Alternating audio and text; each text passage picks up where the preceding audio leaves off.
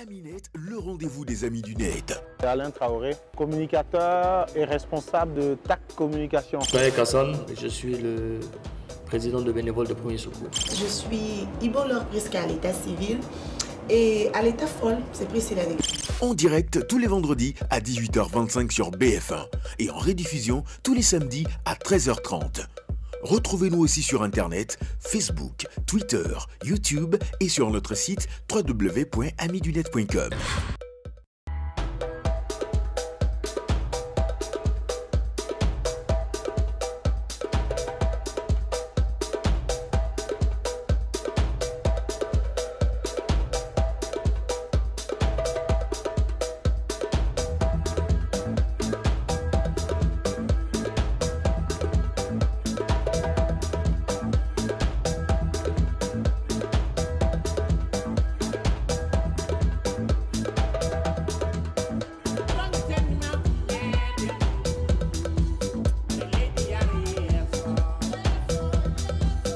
Et si on devenait amis? C'est l'heure du rendez-vous des amis du net. Bonsoir à vous qui nous suivez, bienvenue. Nous vous invitons à l'entame avec la rubrique de notre chroniqueuse Basiratou Kindo.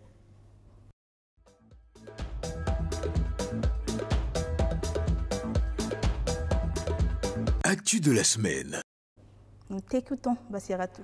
Alors, Amélie, on commence à l'actu de cette semaine par des tristes nouvelles. Le décès de Yannick Sankara, notre confrère, journaliste et promoteur du site internet Afrielba, David Hiver Ouedraogo, qui était attaché de presse à l'Assemblée nationale, et du décès de Issoufou Bonkongo, le fils du PDG de Ebomaf et sergent-chef Yaya Tiono, qui est présenté ici comme sa garde rapprochée. Okay. C'était vraiment l'émoi sur les réseaux sociaux, des messages de compassion, de peine, de condoléances à l'endroit de ces disparus à la fleur de l'âge.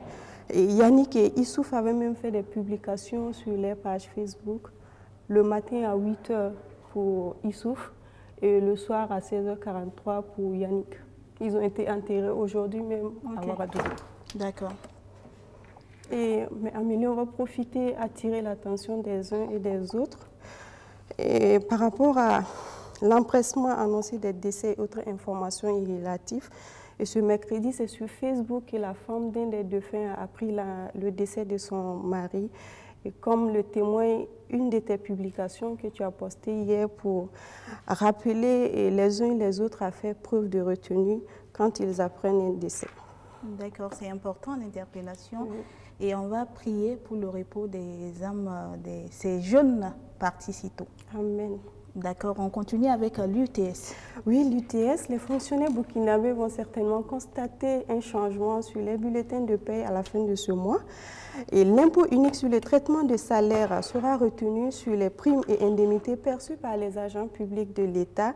Et cette annonce du ministre de la Communication, Rémi Dandinou, mercredi a mis en colère l'internaute Issoufou Guira, qui publie ceci sur son profil. Le gouvernement, à défaut de créer de la recherche et favoriser un climat de paix, a en dépit de tout appliqué sa mesurette sur l'UTS. Et c'est quand même triste pour lui que pour quelques Burkinabés, gouvernement et fonctionnaires de l'État, on veuille mettre le climat social en ébullition avec la situation qui vit déjà le pays.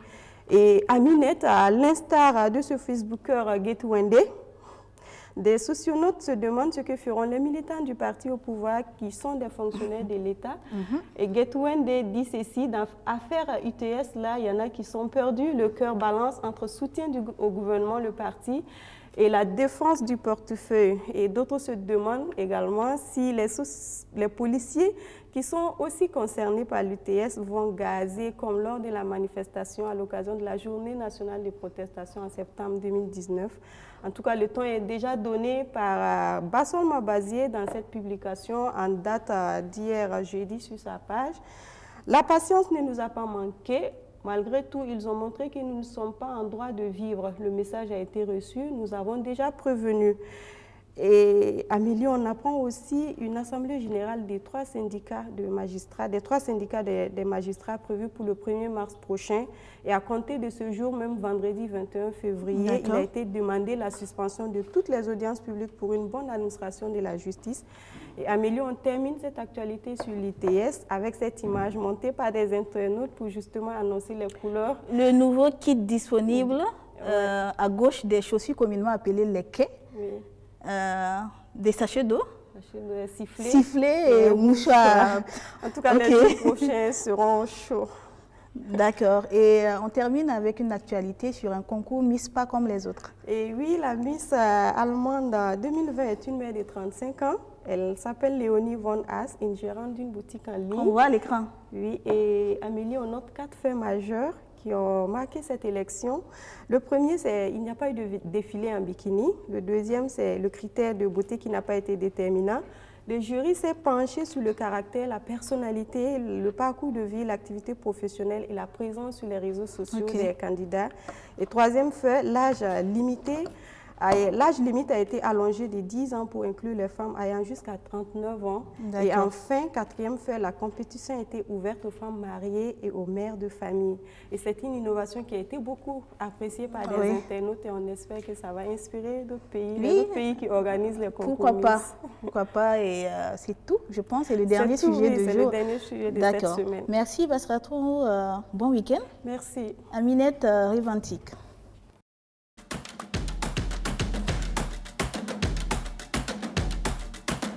Reventique.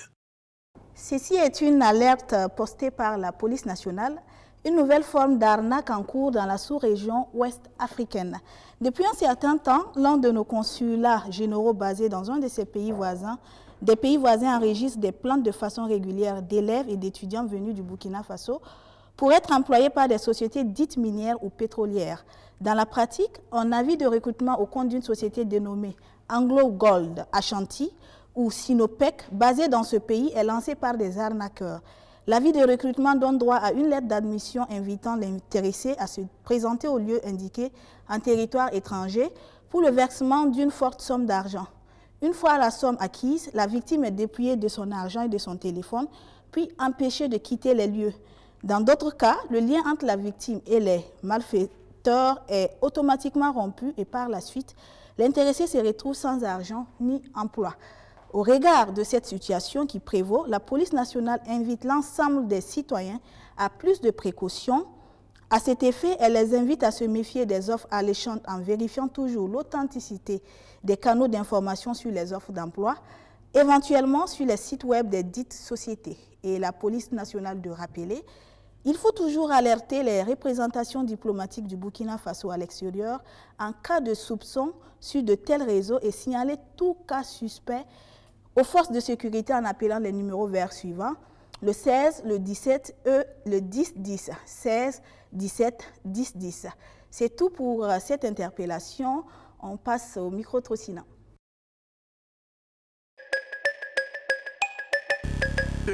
Micro-trottinant. Après une première diffusion, il y a quelques semaines, nous vous proposons ce soir la deuxième partie de notre entretien avec Cheikh Fall, président de la Ligue des blogueurs et cyberactivistes africains pour la démocratie Afrique TIVIS.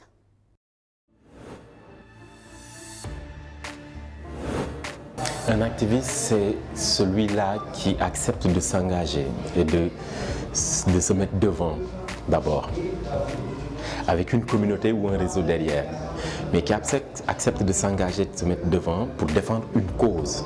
Et la cause, elle doit être une cause qui apporte plus ou moins un impact au niveau de la population et au niveau de la société. La question que j'ai envie de poser, c'est quelle devrait être la charte pour un activiste. Je pense d'abord qu'il doit être crédible, qu'il doit être responsable, qu'il doit être respectueux et qu'il doit être aussi quelqu'un de très ouvert et accessible. Parce que responsable, il faut être un activiste, il faut faire de l'activisme responsable, c'est-à-dire accepter de critiquer, d'accord, ouvertement, sainement, mais des critiques positives, mais accepter de recevoir aussi des critiques. Ça fait partie aussi de l'humilité de l'activisme. Crédible, toutes les informations que nous devons diffuser ou que ces activistes-là doivent diffuser doivent être vérifiées, doivent être vraies et doivent être des informations qui ne portent en aucun cas atteinte à la vie privée des autres ou qui n'offensent pas forcément les autres. Crédible, responsable, mais aussi quelqu'un d'accessible, c'est-à-dire qui construit derrière un univers numérique ou derrière une interface ou une plateforme, une communauté, un réseau, et ce réseau-là ne va pas venir forcément suivre l'activiste parce que simplement il a mis une belle photo de profil ou a l'habitude de parler de Messi ou de Ronaldo. Non, c'est parce que c'est son contenu qui les intéresse. Donc ce contenu doit être préservé et ce contenu doit être un contenu plus ou moins soigné parce que tout simplement on voue un respect au réseau et à la communauté. Parce que nous savons tous qu'en Afrique, il est très fréquent qu'on nous coupe Internet, qu'on nous censure un réseau social ou des réseaux sociaux, ou même qu'on nous prive du réseau GSM pour faire des appels ou envoyer des SMS. Alors que c'est de notre droit d'accéder à l'information, d'en produire et d'en diffuser, de les diffuser. Et violer ces droits au niveau technologique, nous pensons qu'on a la possibilité de conserver cette marge d'avance qu'on a avec les autorités qui ne sont pas encore prêts à comprendre cette dynamique. Et donc nous, pour consolider cette marge d'avance, nous renforçons les outils, nous renforçons les capacités et nous créons ce vaste réseau pour accompagner de plus en plus les citoyens, parce qu'Africtivis est, quoi qu'on puisse dire, du côté des citoyens, parce que c'est les voix de ces populations-là que nous cherchons à porter et que nous cherchons à rendre visibles. Il y en a tous les jours, les difficultés que nous rencontrons. Certains de nos membres sont même emprisonnés, d'autres ont fui leur pays, d'autres sont en exil. Nous avons fait exfiltrer plus de 4 personnes de leur pays en payant leur billet d'avion et en négociant leur séjour dans d'autres pays parce que tout simplement les régimes n'acceptent pas les critiques, n'acceptent pas les lanceurs d'alerte, n'acceptent pas les acteurs engagés. Et la difficulté la plus compliquée, la plus complexe, c'est quand on nous coupe l'accès à Internet, quand on nous coupe les réseaux sociaux, et c'est pourquoi ces questions-là sont des questions essentielles par rapport à ce que nous faisons.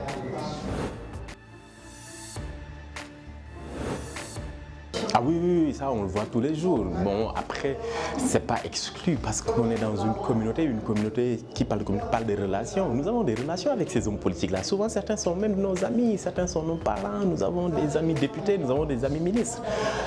Par contre, quand l'intérêt du peuple et de la nation doit primer, il faudrait quand même penser à cela avant de penser à des intérêts personnels. Ces relations doivent être conservées parce qu'on est dans un continent où on parle de plus en plus d'union. Ce n'est pas le moment ni le lieu de parler de rupture ou de conflit. Par contre, la contestation doit être saine, l'activisme doit être responsable. À partir de ce moment, celui qui est critiqué peut comprendre que c'est pour l'aider. Celui qui critique aussi doit comprendre qu'il a des limites. Mais jusqu'à céder à la manipulation, c'est une forme de corruption. Et si nous devons combattre cette corruption-là, nous ne devons pas aujourd'hui la subir. Et la meilleure façon de ne pas la subir, c'est de rester neutre, objectif et dans une logique de transparence et de culture plus ou moins citoyenne. C'est le moment de recevoir notre invité.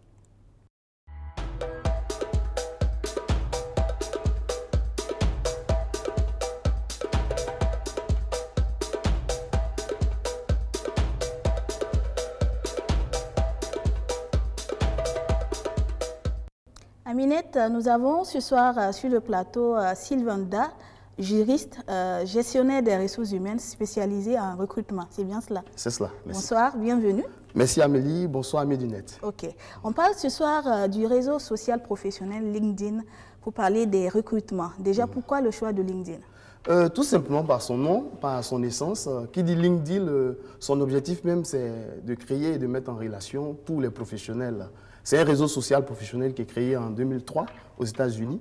Et aujourd'hui, au Burkina Faso, un rapport a été publié en janvier 2020 par le site HotSuite qui était un outil de gestion des réseaux sociaux et qui dit qu'au Burkina, nous avons depuis janvier 2020 180 millions Les derniers chiffres en date. Oui, les derniers chiffres. Okay. 180 000 utilisateurs de LinkedIn, dont 33... 190 000. Oui, 190 000 utilisateurs de LinkedIn, dont 30,3% d'hommes et 69,7% de femmes.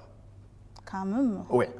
Et donc, ce réseau social qui parle d'emploi et réseaux sociaux, rien de plus normal que d'aller sur ce réseau social qui est beaucoup prisé par les entreprises, par les recruteurs, les chasseurs de tête.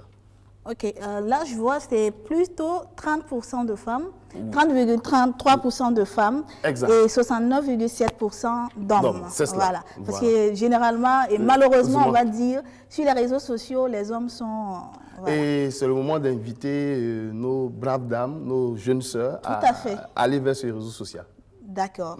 La question, comment se mettre toutes les chances de son côté sur LinkedIn?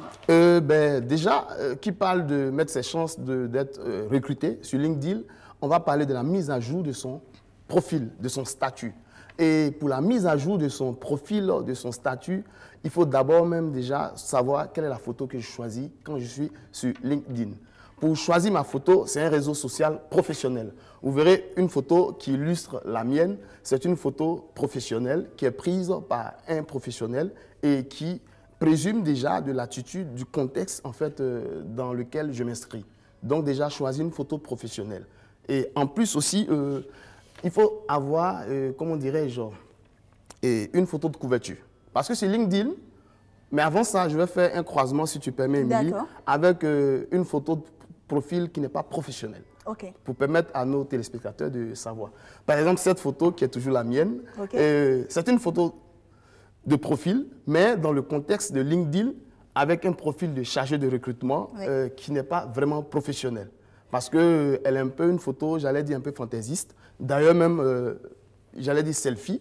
Donc, elle ne répond pas vraiment à la tendance professionnelle en fonction même de mon profil, de mon statut. C'est l'occasion pour dire que pour un styliste, sa photo professionnelle sur LinkedIn sera une photo de styliste, mannequin. Une photo professionnelle sera une photo de mannequin qui illustre effectivement mon travail. D'accord. Voilà. Donc, en plus de cela, on va parler de la couverture. Okay. Donc, la couverture sur LinkedIn, c'est quoi?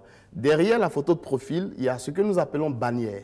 La bannière, elle est malheureusement négligée par un grand nombre d'utilisateurs de ce réseau social.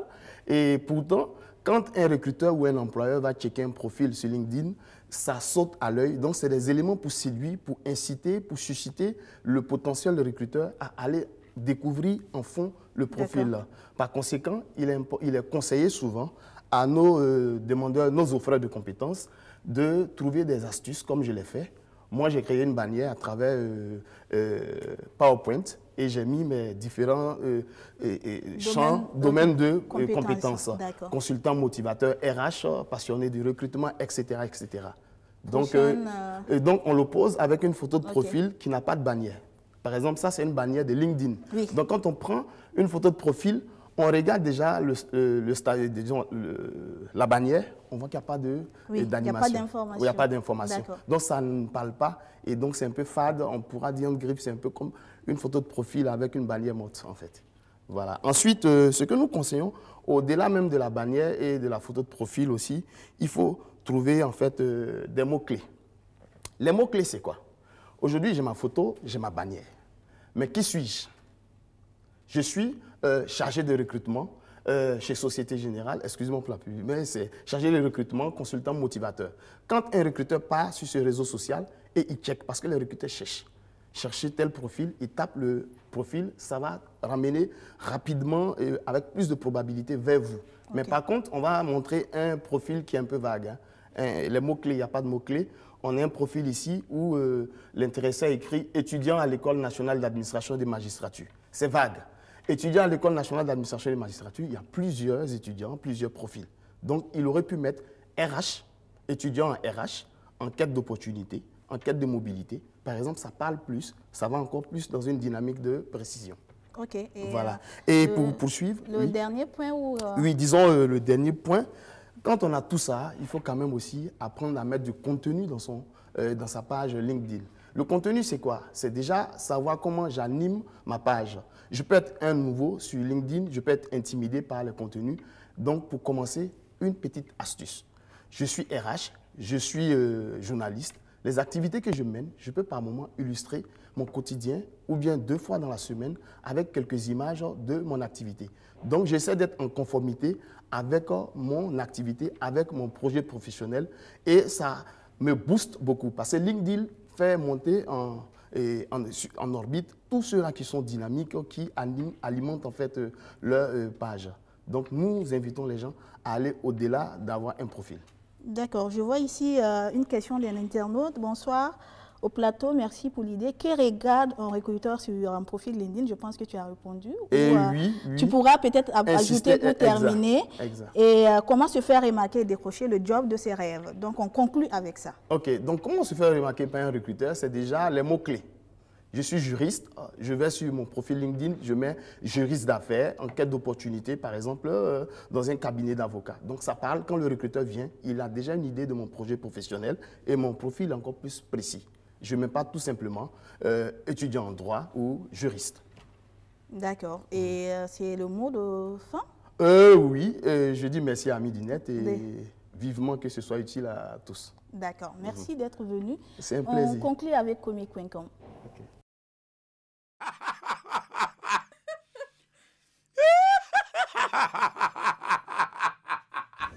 Comic.com.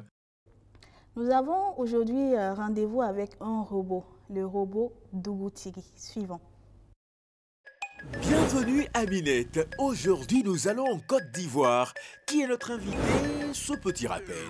Je viens juste à peine de me laver. Ouais, c'est le robot qui est là. Il y a rien de savon dans mes oreilles. C'est quoi c'est? Non, franchement, c'est Dieu qui nous bénit tous, jour et nuit. Ouais, t'as dit qu'on est. Et les robots, on est tout, tu dis l'obé.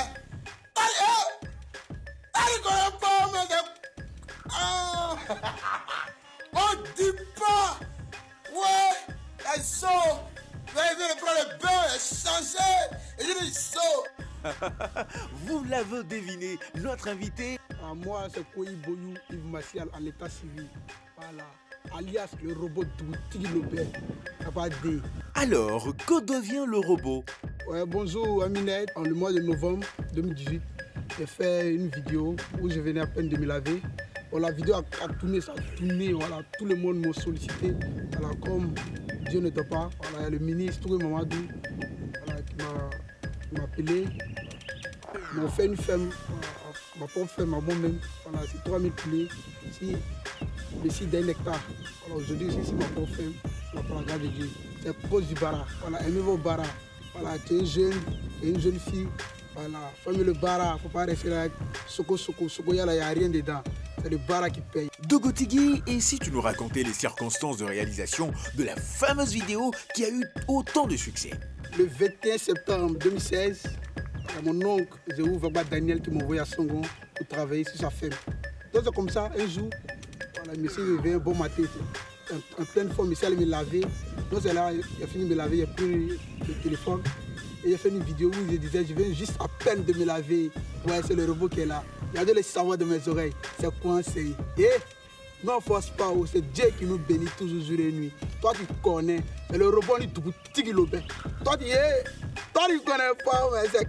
Ah, on dit pas, ouais, c'est zo. Et c'est comme ça, il y a mon frère Roger qui est venu sur la ferme et je lui ai présenté la vidéo.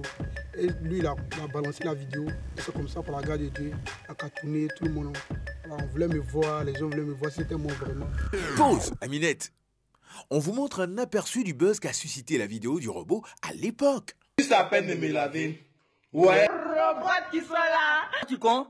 Il y a de la pâte dentifrice dans ma barbe. C'est quoi c'est? Non, franchement.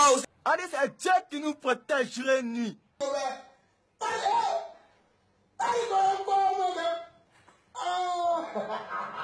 On dit pas. Ouais, les autres. Qu'est-ce que ce buzz t'a rapporté, Dougotigi? Voilà, ils m'ont sollicité, il y a plusieurs personnes qui m'ont sollicité, qui m'ont appelé, voilà. Mais moi, étant un jeune, comme j'aime mon métier, comme j'aime mon travail, les poulets, c'est comme ça que j'ai préféré avoir ma propre ferme, voilà, sur mon propre terrain. Quels sont tes projets actuels et futurs? Bon, les projets actuels, bon, le ministre a commencé les bâtiments. Alors, nous avons commencé avec 1000 poulets en attendant. Voilà. Bon, le ministre avait décidé de faire sortir la marque, les poulets d'Ourouti. Alors, plusieurs, signé avec les partenariats, ceux qui sont dans le domaine des poulets, pour avoir des sociétés, des magasins, à mon propre nom, voilà, comme ça. Alors, bon, pour mobiliser la jeunesse ivoirienne, voilà, pour leur dire que non, de ne pas aimer la facilité, que ce soit le problème qu'il a, c'est la volonté de Dieu, car tout ce que Dieu fait est bon, que ce soit faire mériter le bara. Et pas la facilité la jeunesse ivoirienne, comme les Dougouti Lobé, vous connaissez qu'il a un nom dit pas, on peut plus dire. Quelles sont tes relations avec les réseaux sociaux? Moi, je parle des réseaux sociaux. Voilà. Parce que si moi, j'aime bouger la joie. Mais en fait, les réseaux sociaux, moi, je ne connaissais pas. Voilà. Moi-même, j'avais dit à mon frère Roger de ne pas balancer la vidéo. Et je vois les réseaux sociaux là, moi, je ne connais pas. C'est pas ce qui se passe. Mais quand Dieu décide, quand Dieu prévoit quoi que ce soit, il n'y a rien de tel. Voilà. Alors, Dogo Tigui, tes relations avec les filles, es-tu encore à prendre? Bon, moi, c'est quelqu'un, voilà, je remercie mon oncle. Voilà, mon oncle m'a toujours dit, mon fils, il faut travailler d'abord, après, femme, là, ça va venir. Si tu es lent, tu es posé, la femme que tu vis là, il n'y a rien. Donc, elle est là, c'est le bara. Parce que si, comme ici, un jeune, les petites en esprit là, voilà, comme on va dire là, il y a conseil. Mais parce que si tu es posé là, vous allez venir, ouais, ensemble. Sacré chef du village. C'est tout pour aujourd'hui. Aminette, rendez-vous la semaine prochaine. Voilà, c'est tout aussi pour le numéro d'aujourd'hui. Pour nous retrouver en ligne, vous avez le numéro WhatsApp 226 74 19 19 75 19 19 226 74 75 19 19. Vous avez la page Facebook Aminette, vous avez le compte Twitter Ami du Net, et pour revoir des vidéos, le compte, la chaîne YouTube Aminette BF et le site www.amidunet.com. À la semaine prochaine.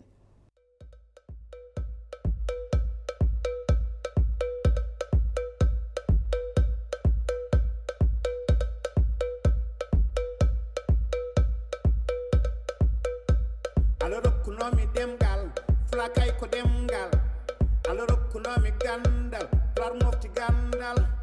Aloro kunomi demgal, plar kay ko demgal. Aloro kunomi gandal, plar mofti gandal.